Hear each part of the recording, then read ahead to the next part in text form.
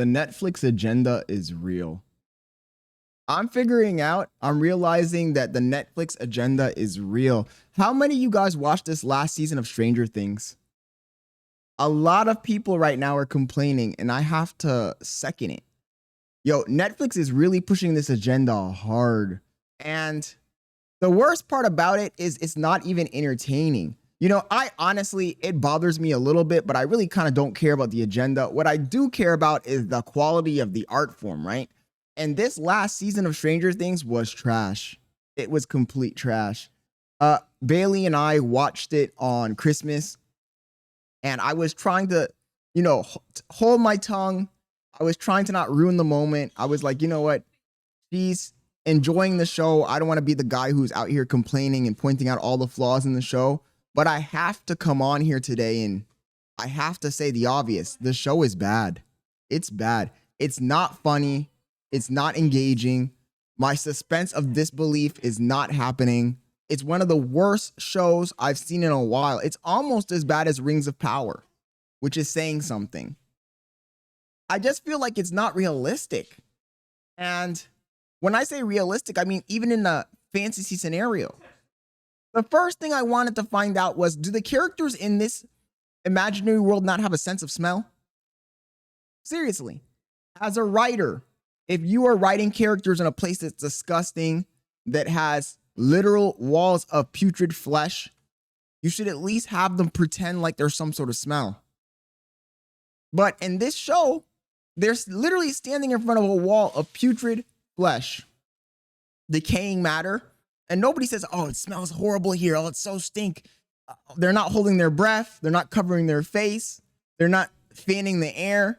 They're doing none of that stuff. They're standing literally 5 inches in front of a wall of decay, literal wall of decay, like it's nothing. In another scene, they walk into a building. By the way, spoiler alerts. They walk into a building. Nancy shoots at the exotic particles that are keeping up a Einstein-Rosen bridge. They're getting too deep in the woods, first of all, but that's besides the point. We'll get into that later. He shoots the exotic particles. It starts to create a situation where everything is melting, right? Everything is melting. And instead of them going into panic mode like real human beings would in real life, they sit there and they have a conversation. And this has happened multiple times in this show. Multiple times in this show, in critical moments when real life people would be in a panic. Instead of them being in a panic, they have dialogue dumps where they sit there and talk about their feelings, what they think about the scenario, things that happened in the past, their love lives, their romance. It's like, dude, are you freaking serious? This is just horrible writing. Take a show like the Fallout series or The Last of Us or Lost. Any good show doesn't need to have a dialogue dump explaining everything to you. In fact, I would argue that having a dialogue dump in the middle of your show is an insult to the intellect of the viewers. You're basically saying that we're stupid and we don't understand what's going on. When you watch a show like Lost, there are no dialogue dumps. When you watch a show like Fallout, for example, there are no giant dialogue dumps explaining every little thing that's happening and what's going to happen in the future and what happened in the past. There isn't. The show shows you what the characters are feeling and thinking and what's happening with the environment, with the actual story. This is just lazy writing. And there's so many things that piss me off about this stupid show. The first thing is I really started thinking about it yesterday. And I started to think there's another show called Welcome to Derry based off of Stephen King's It. It's essentially the same fucking show, The truth is that Stranger Things is really just the same story of It, except that it's a weaker, cheaper, more LGBT-friendly version of that story. And the story of It, you have the clown, but at least the clown's motivations are clear. This Vecna character, it makes no sense what he's trying to even do. They say, oh, Vecna's trying to bring the two worlds together, the two universes together. They're going to collide and combine. Why? Why would he want to do that? Why would he's a human being. It doesn't matter if he's been perverted and converted. He's still just a human being. Now, I would argue that if they had taken the time to establish that Vecna was being influenced by some other entity, maybe in that universe, some other power, he's been contaminated by it, and that power wants to unify, then I would give them the pass. But at no point in the show have they done that. Even when he explains what happens to him, he doesn't explain that. So, based off of that narrative, I would have to say that Vecna is just a normal human being who, yes, he's been contaminated by that other universe, but at the same time, it's not influencing his thoughts. He has no real emotional connection to that other universe. He's not friends with the Demogorgors or whatever they're called. There's no part in the story where the authors have made that clear. So then his motivation makes no sense. Not only that, it's literally a cheaper version of it. It is. If you can't, it's not an original idea. If you can't see that, you're deluding yourself. I like a story where it actually makes sense. The same thing with Hopper. I was telling Bailey, why the hell does Hopper have such a strong emotional connection to 9? 11, 9, whatever her fucking number is. 11. See, I'm so uninvested in this show. I don't even know the names of the characters. That's when you know that the show is not good. When a show is good, you're invested in the characters, you're invested in their names, you're invested in the details, the minutia.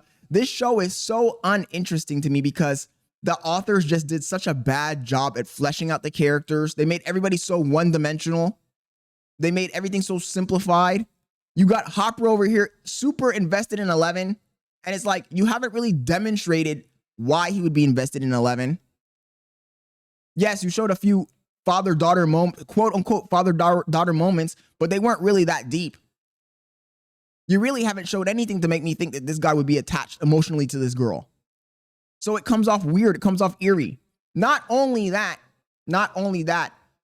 Harper bounces between being a super soldier and being a guy who knows nothing. In fact, I would say all the characters do. All the characters do. 1 second, they're super geniuses. They can sit there in a room and think of an idea to come out of there to solve their problem right off the cuff. They're nuclear physicists in one moment. And then in the next moment, they're bumbling autists, making stupid decisions, not being able to communicate what's happening. There was a scene, I don't remember if it was this season or last season, where Dustin was supposed to meet up with the guys, right? And he gets beat up. And he shows up like hours and hours and hours late, covered in blood, all beat up. And the other characters start attacking him. And then he never explains what actually happens. It's like, why would you not just explain what happened? And I don't know. Maybe this was the problem with this show the entire time, but it's just that at least in the other seasons, it was a bit more entertaining. There was a bit more action. Whereas in this season, it's just so bare bones that all of those flaws are now being presented at the forefront. Because I do have to say that in the previous season, when you had the guy with the leader of the Hellfire Club, I can't remember what his name was. The guy who died, he ran out into a swarm of bats for absolutely no reason and got himself killed. That kid, he was getting accused of murder. And I always thought, like, why doesn't he just go to the police and explain what happened? You don't need to say it was supernatural. Just say that you just showed up and you found the girl dead. Easy peasy. It's very easy for you to clear your name. There was no evidence tying him to the actual murders. But instead of doing that, he goes on the run. He starts hiding. He does all this weird shit. It's like, okay, dude, like 1 second you're a genius, the next second you're a freaking idiot. And then you think that the viewers are so stupid that they don't understand what's going on. So then every once in a while, at critical moments in the show, you stop what you're doing. All the characters stand around in a circle and talk about their feelings and what happened and what's going to happen and what they want to do. It's like, what are you talking about? It makes no sense whatsoever. I am so tired of, and I was telling Bailey this, I am so tired of shows trying to do these throwbacks to the 80s for nostalgia purposes, because that's what this was. This was a nostalgia grab. For anybody who's over the age of, I'm going to say over the age of 29, this was a nostalgia grab. And people older than that, obviously. A nostalgia grab. because there's no substance there. There's no there in this show. It's badly written. And I don't even want to get into the agenda. Netflix, you have to stop. You have to stop. Netflix is hyper focused in pushing this LGBT plus agenda. You know, hyper focused. Like this character Will. First of all, I would have liked when he came out for all the other characters to look at and laugh and be like, yo, we already knew you were gay. Like, nigga, you've been acting sus the entire show. You've been acting sus the entire show, my boy. That shit wasn't a surprise. But instead he sits there crying, the bad acting crying, and then they all circle jerk him. It's like, oh my goodness, bro. What are you trying to do? You trying to make me gay? What the hell, man? Help me. So I'm just sitting there and I'm thinking, like, what does this have to do with the show? How does this move the plot forward at all? First of all, why are you shoehorning sexuality into a show that's for kids? You're obviously pushing an agenda. It's so annoying, bro. It's so annoying and so disingenuous. And I have nothing against LGBT plus XYZ, any other letter you want to add, any other pronoun you want to add. I have no problem against those people as long as they stay in their lane. But when you start to try and influence everyone else, influence kids, it's annoying and it's inappropriate. It's annoying and it's inappropriate. It's like, yo, the world is about to end. Vecna's about to kill all the children. He's about to do some crazy shit. And you're worried about your sexual orientation? No! How does this move the plot forward? Why does it even matter? Why do we need to know? It's like, and anybody who refuses to point those things out is in denial and delusional. It's just ridiculous, man. Like, I'm sitting here thinking to myself, like, why am I forcing myself to watch this? The only reason I'm forcing myself to watch this is because I've already invested like 4 years of my life, 5 years of my life watching all of the other seasons. The truth is, I want to see how they're going to end it. And I feel like I'm going to be disappointed. I will not be surprised if they do some dumb shit like, oh, the only way to kill Vecna is with love. And they stand around him holding hands, singing or some dumb shit to kill him. I would not be surprised. Oh, the only way to defeat Vecna is everybody needs to disclose their sexual orientation here in this circle. And that will defeat him. It's like the authors need to do better, man, because this is weak. This is weak. I am so glad that the Welcome to Derry show came along. And it showed us what a real horror show where there's a villain who has a clear goal. He's not just evil for evil's sake. Clear goal. And the characters actually have, intelligence. And it's not an off and on intelligence. It's not, oh, they're intelligent sometimes and they're not intelligent other times. Sometimes they're a super genius. The other times they're dumbass idiots. No. At least we have a show where it's consistent, right? The characters are well-rounded. Their decisions have consequences. Because in Stranger Things, the decisions have no consequences. And if I really wanted to, I wish I could sit here and go scene by scene and criticize every single area where I see issue. Because there's so many. If you really sit back and you think, there are so many points in this story, in this season, that make absolutely no sense. And that don't line up with the rest of the story. And that it's like they're just throwing things at the board to see what sticks. They're just throwing things at the board to see what sticks. Worst writers ever. And this is coming from a person, if you know, I wrote a novel. I haven't published it yet, but you guys, the people who watch know about the novel. I've read chapters to you guys and stuff. Like, as a person who writes, this is an insult to my intellect. And it's a waste of my time. It's almost as bad, I said it before, almost as bad as Rings of Power. Almost as bad as Rings of Power.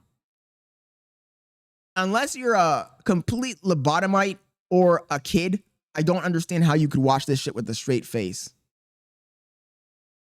Worst show of 2025. I'm saying it. Anyways, I've gone on too much of a yap fest rant here. You guys let me know what you think in the comments below.